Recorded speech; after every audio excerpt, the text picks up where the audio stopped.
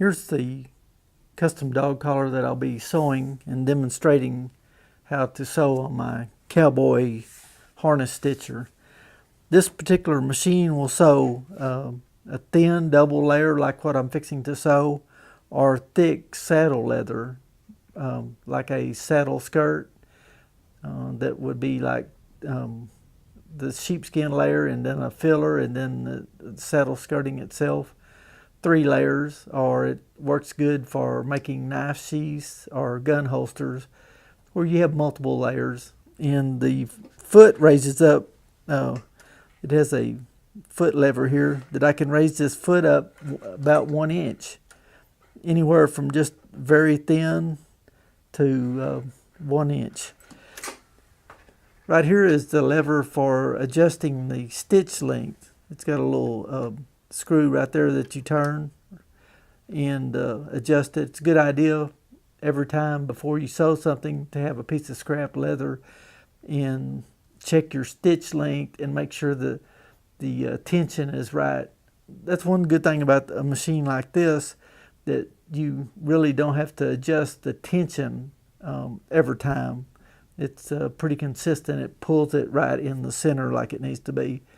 And I've got a fresh blank bobbin here that this will actually wind this bobbin as I'm sewing. So the lever here, that's the reverse position and that's a forward position, and this little screw right here adjusts the stitch length, and that's the bobbin winder. And I've got polyester 346 white on my machine, and it sews real well with that.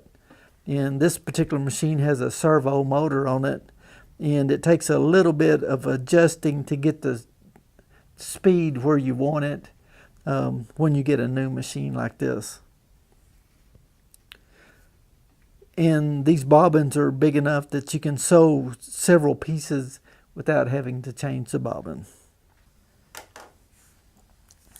I'll start at the back here, and I'll set this in like that, and then bring my needle down where I want to start, like put the tip of the needle right there, and then I like to hold the bottom and the top thread as I start, so it starts off right and pulls the thread down. So I just give it a little start like that.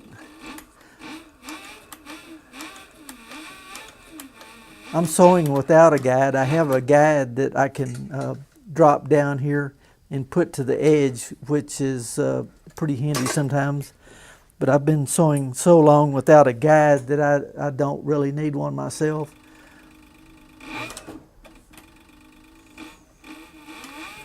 So here goes. I like this servo motor because you can just really slow it down and concentrate on sewing right in the groove.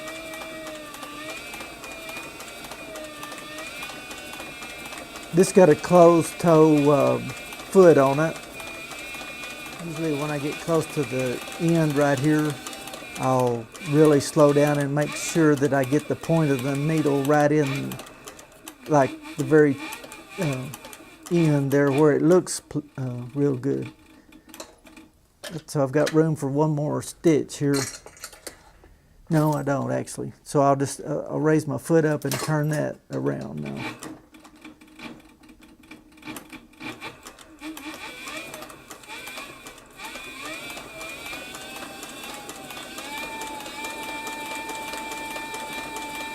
As you can see, this machine has plenty of power, and it'll really travel if you want to go ahead and floorboard it. And my bobbin just popped, it snapped open. It's wound a complete bobbin while I've been sewing around this dog collar right here.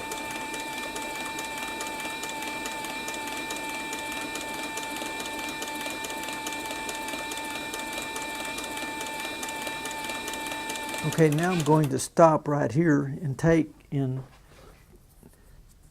see, I can pull that stitch up and there's a loop there. What I want to do is like pull that loop like right in the center of the leather, and that holds that so it won't unravel.